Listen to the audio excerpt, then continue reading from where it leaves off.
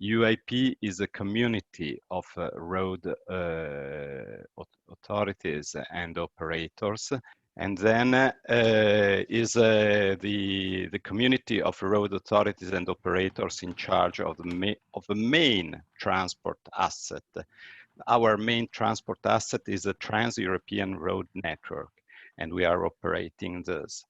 DATEX is consequently highly important for us, for traffic management, for traffic information, and other services. We have been consequently supporters of the DATEX II PSA, and later we have been also supporter of the mechanism for the federation of the national access point, earlier mentioned by Gilles. Passing from the perspective of partners to the perspective of the project, we have signed a memorandum with DATEX II PSA, and we are thankful to the DATEX experts who contributed to the reference handbook, one of the key results of our program. Orestis Giamarelos from BASt is the leader of this activity, and then we will try a fantastic technological exercise. He is connected on the phone, and I will try to operate the slides on his behalf. Orestis, can you? Excellent. Yes, thank you, Roberto. Can you hear me? Yes, yes, absolutely. Okay, perfect. Then also thank you, colleagues, for DATEX II for the invitation. I will now continue with the presentation on the reference handbook. I will give you some basic information on what the handbook is, what its main features are, and of course present our successful cooperation on the development of recommended service profiles for the ITS services included in the handbook.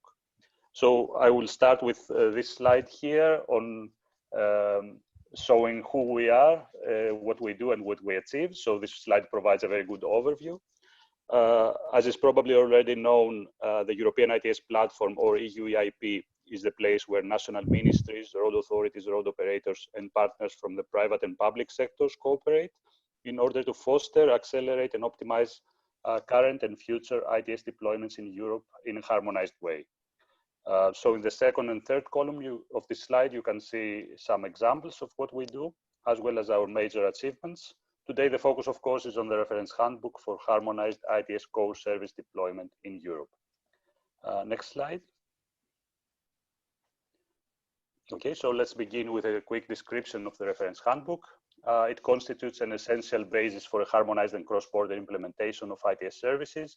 It comprises a series of guidance and advice for use by road authorities and operators to support them in development of their strategic approach, design development, deployment, installation and operation of intelligent transport systems, and to remain compliant with European legislation. The purpose of this guidance is to assist member states in taking a broadly similar approach, so wider European added value can be achieved, while at the same time delivering the needs of individual member states. The content of the handbook has been written by ITS practitioners and experts from across Europe, working for road and transport authorities and road operators, and in cooperation with the European Commission. The content is based on the deployment guidelines originally drafted and adopted by member states in 2012 as separate guideline documents, with an update of the example part of the best practice part in 2015 under the previous EasyWay and EIP programs. The current handbook now is published as a major revision and expansion to reflect changing requirements in a time of radical technological change. In the next slide, we have a few words on the drafting process and the contributors. So activity 2 of the European ITS platform worked in the development of the handbook within its 3 expert groups on traveler information services, traffic management, and freight and logistics services. These expert groups consist of experts in the relevant fields coming from most member states. Of course, we had some valuable contributors in this effort. Their results, their expertise, their collaboration added significant value to the end result. So we have the 5 CEF ITS corridors, most other activities of EUEIP, the C-Roads platform on the basis of the collaboration note between C-Roads and EUEIP, and of course our topic today, our collaboration with the Program Support Action DATEX II together with a significant contribution from EUEIP subactivity 4.5 on harmonization of interfaces for data exchange. Next slide. Yes, this slide provides an overview of the major new features of the reference handbook. I will describe them very briefly and only focus on the third one, which concerns DATEX II. So our work is based on the existing deployment guidelines, as already mentioned.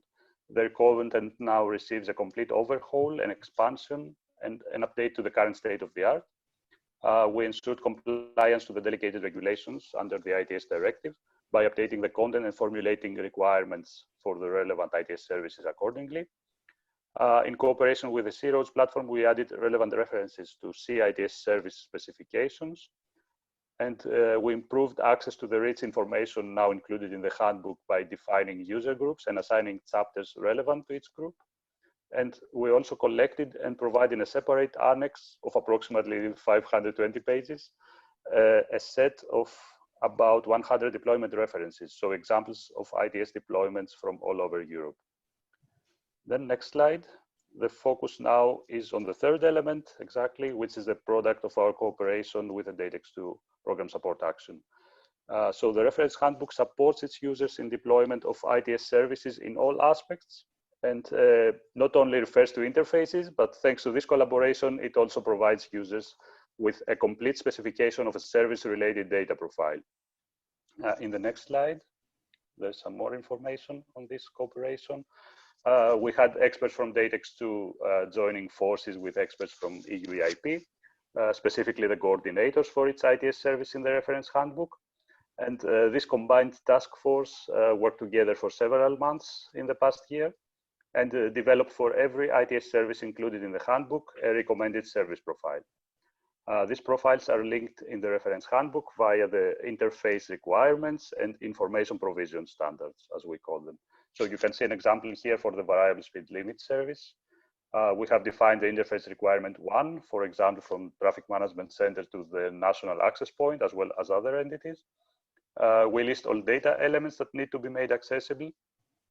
And in the information provision standard, we refer to the developed DATEX II recommended service profile.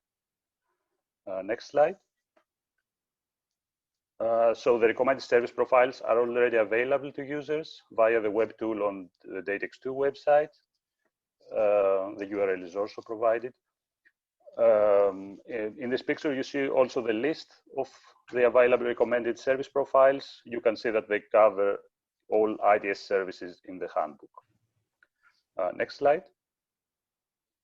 In addition, documentation for the profiles is provided in order to support their use. An example for the road weather information service is shown here. Documentation is also provided by the DATEX II website. And next slide. Therefore, summing up, the recommended service profiles and their documentation can already be found on the DATEX II website. Regarding the reference handbook, we're currently hard at work finalizing the printable version of the handbook, and we're also working in parallel on a web-based version.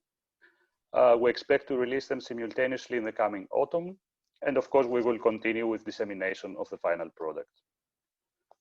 And the next slide, which is my last slide. I would like to thank you for your attention, but also take this opportunity to personally thank the DATEX II colleagues for the excellent collaboration. It was really an excellent cooperation, I repeat that. So Bart, Fabrizio, Jean-Philippe, Alain, Joseph, Jörg, all other members and everyone who contributed to this win-win accomplishment for the two projects, thank you very, very much.